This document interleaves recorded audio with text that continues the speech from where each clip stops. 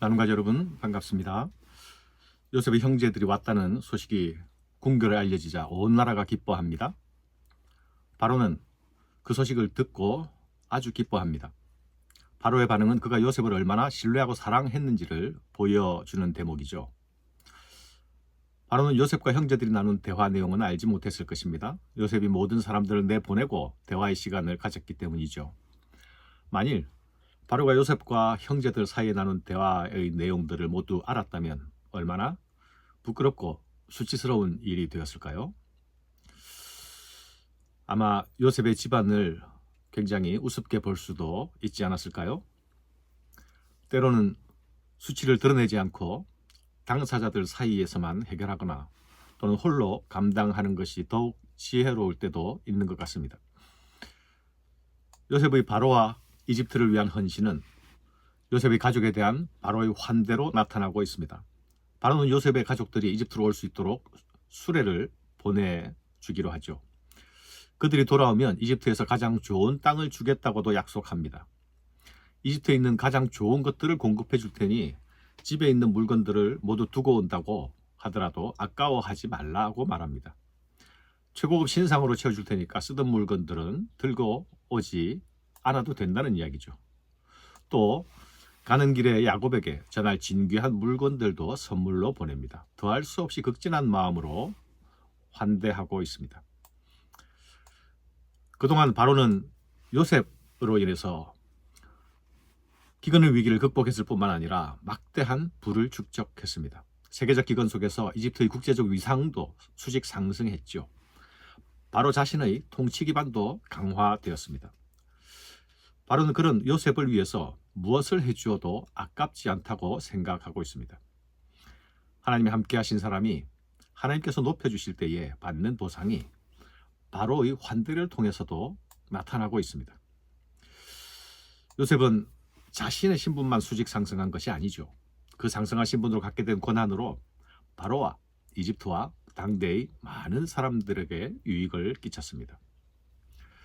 바로의 환대 속에는 이런 요셉의 기여에 대한 찬사와 존경이 포함되고 있는 것이죠. 요셉은 바로가 명한 대로 바로의 선대를 그대로 이행합니다. 그러나 거기서 끝나지 않습니다. 개인적으로 아버지와 형제들에게 선물을 합니다. 형제들에게는 옷 한 벌씩을 주고 베냐민에게는 옷 5벌을 선물하죠. 형들은 자신의 채색 옷을 벗겼지만 요셉은 그들에게 새 옷을 선물하고 있습니다. 자신이 입었던 채색 옷은 야곱이 자신에게만 준 것이지만 이제는 요셉이 형제들에게 모든 형제들에게 새 옷을 입히고 있습니다. 채색 옷은 자신만 사랑한다는 표시가 아니었습니까? 그러나 요셉은 형들 모두에게 사랑을 표현하고 있습니다. 요셉이 형들에게 옷을 입히는 일, 이것은 자신이 벗기고 팔리게 된 일로부터 시작된 모든 아픔과 상처와 갈등이 이제 모두 끝났음을 상징하고 있습니다. 요셉은 동생 베냐민에게 특별 대우를 하죠. 베냐민은 옷 5벌뿐만 아니라 은 300세겔이란 큰 선물을 받습니다. 은 300은 당시 한 사람의 30년치 월급에 해당하는 큰 액수입니다.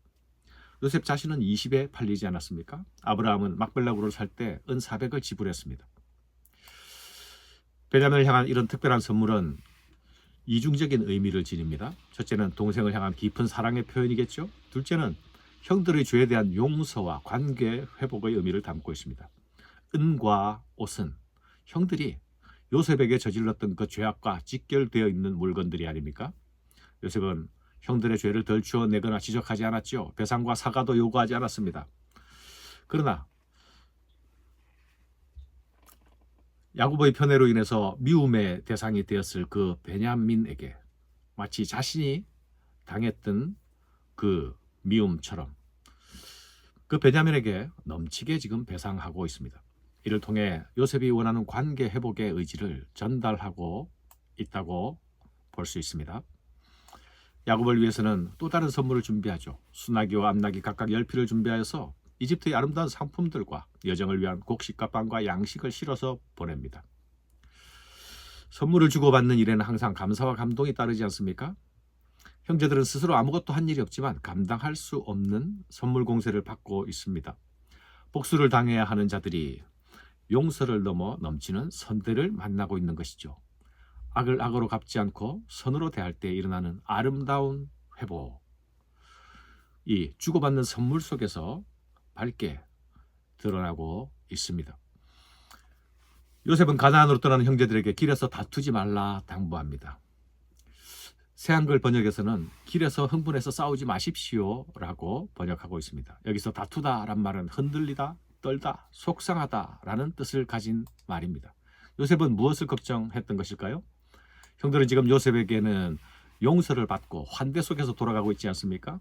그러나 이제 돌아가서 보게 될 아비 야곱의 얼굴 앞에 설 것을 생각하면 참으로 난감했을 것입니다.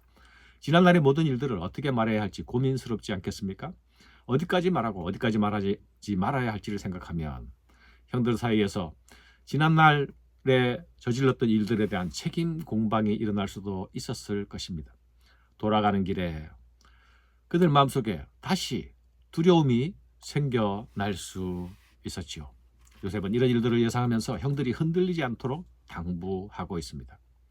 가장 많이 아픔을 당한 자가 가장 깊이 생각하면서 회복의 주도자가 되고 있음을 보여줍니다. 가나안으로 돌아오는 형들은 요셉이 지금 살아있고 애굽의 총리가 되었다고 야곱에게 전하죠. 그들의 보고에는 자신들이 요셉에 행한 일들은 생략되어 있었습니다. 야곱은 요셉이 살아있다는 소식에 충격을 받습니다. 지난 세월 동안 요셉을 가슴 깊이 묻고 있었는데 그 아픔의 세월이 속고 산 세월이었다는 생각하면 정신이 온전할 리가 없을 것입니다. 자신이 아비 이삭과 에서를 속인 일이다. 라반에게서 속아 살던 기억들이 다시 되살아나기도 했을 것입니다.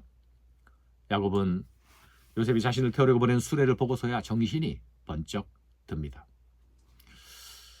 정신이 든 야곱의 두 마디가 가슴을 울립니다. 족하다.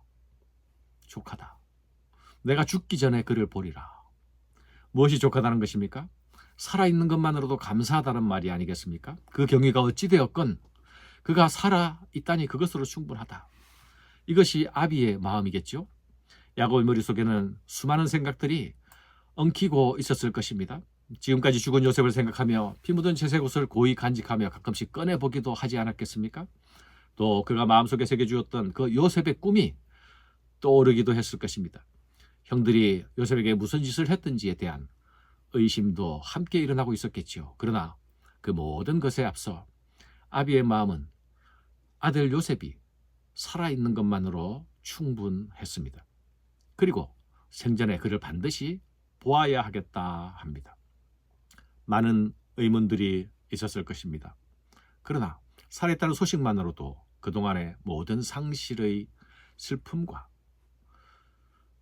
절망으로 죽어가던 야곱이 다시 살아나고 있습니다. 한 사람의 믿음의 삶이 꺼져가는 생명들에게 다시 생기를 불어넣고 있는 것이죠. 꺼져가는 불씨가 다시 타오릅니다. 늙은 야곱이 다시 새로운 의욕으로 살아나고 있습니다. 먼저 보내어진 자가 겪은 그 고난이, 겪은 그 인내의 세월이 회복을 향한 생기와 활력을 불어넣고 있습니다. 감사합니다.